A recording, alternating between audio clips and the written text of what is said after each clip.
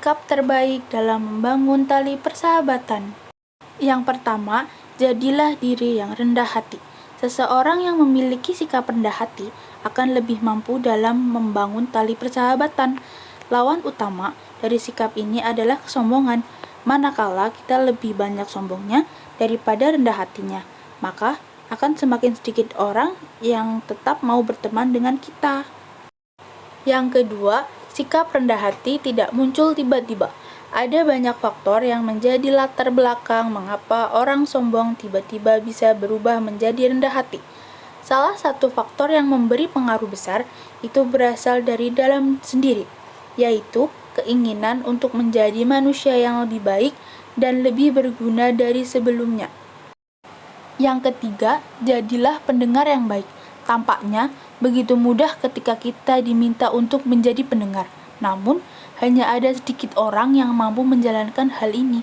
Seorang yang biasa dan telah terlatih untuk mendengarkan orang lain, maka ia akan lebih mudah diterima orang lain dimanapun berada.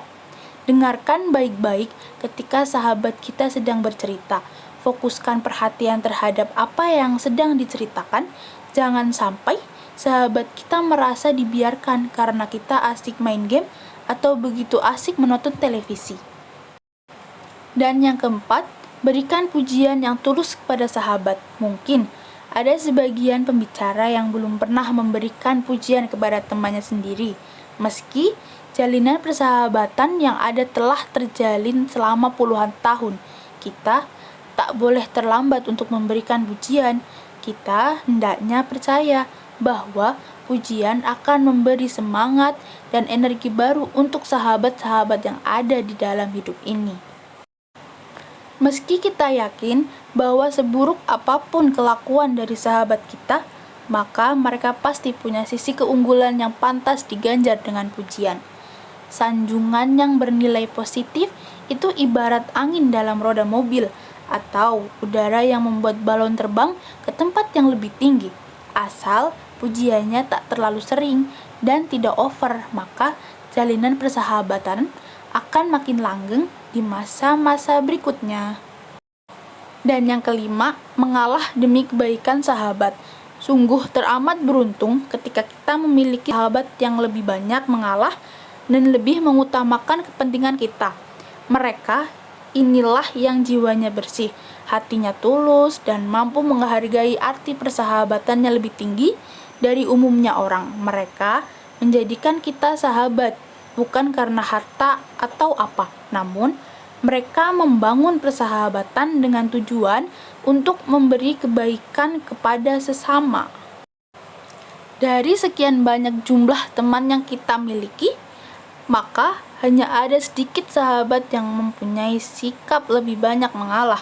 Tentunya, kita bisa belajar lebih banyak dan meneladani sikap yang begitu mulia ini, karena sikap mengalah pada jangka panjangnya akan membuat kita makin kuat.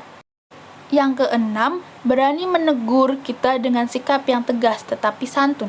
Sahabat yang baik bukanlah orang yang selalu setuju dengan semua tindakan yang kita ambil. Menegur sahabat tak selamanya mudah, perlu cara dan waktu yang tepat pula.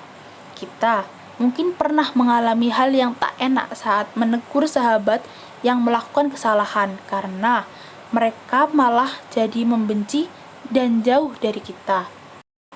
Kita dianggap telah mencampuri urusannya dan sok peduli dengan masalahnya. Selama niat kita tulus dan kita yakin bahwa teguran itu demi kebaikan sahabat kita, maka jangan pernah ragu untuk mengingatkan sahabat yang kita cintai.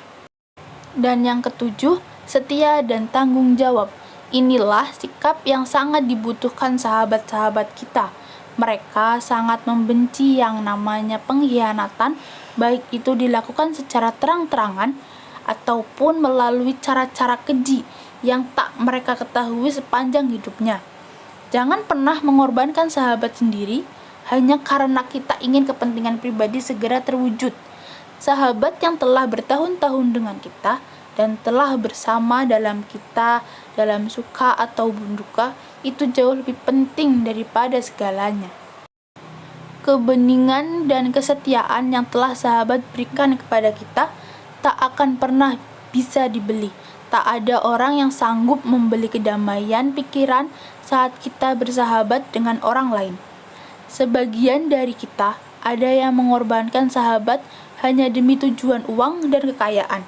Padahal para ahli telah menemukan satu bukti, andai seluruh harta dan uang di dunia ini diubah menjadi emas, maka hanya akan menjadi beberapa kubik saja. Namun, seluruh emas yang telah disatukan ini akan mampu menggantikan kelembutan dan kesetiaan para sahabat kita yang mengagumkan. Dan yang kedelapan, rutinkan untuk mendoakan sahabat kita. Apapun agama yang kita anut, maka jangan pernah lupa untuk mendoakan mereka. Kebiasaan ini akan membuat kita makin dekat dengan Tuhan dan kita akan memahami bahwa mereka ada dalam hidup kita, tentu bukan tanpa sebab.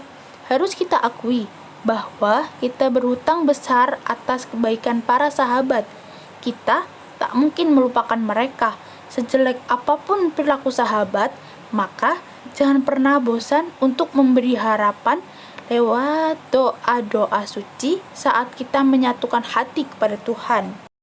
Doa kebaikan akan kembali kepada diri kita dan mendoakan kejahatan atau kecelakaan untuk sahabat, maka itu pun akan kembali pada diri kita. Wahai sahabat, boleh saja kau melupakanku, tetapi jangan pernah bosan untuk mengingatku dalam setiap sembah sujudmu, karena itulah yang aku inginkan. Aku ingin kelak engkau tahu bahwa tali persahabatan di antara kita bukan karena apa, tetapi karena kita ingin mendapat kebaikan dalam hidup, baik kini, esok, ataupun selamanya. Adapun hal-hal yang merusak persahabatan di antara lain yaitu 1. Sudah tidak ada kejujuran, rasa saling percaya, dan rasa saling menjaga rahasia. Yang kedua, adanya persaingan yang tidak sehat dan kecemburuan. Yang ketiga, mulai mementingkan kepentingan dan keuntungan pribadi. Yang keempat, tidak adanya keadilan, keseimbangan, kebersamaan, dan rasa saling memiliki lagi.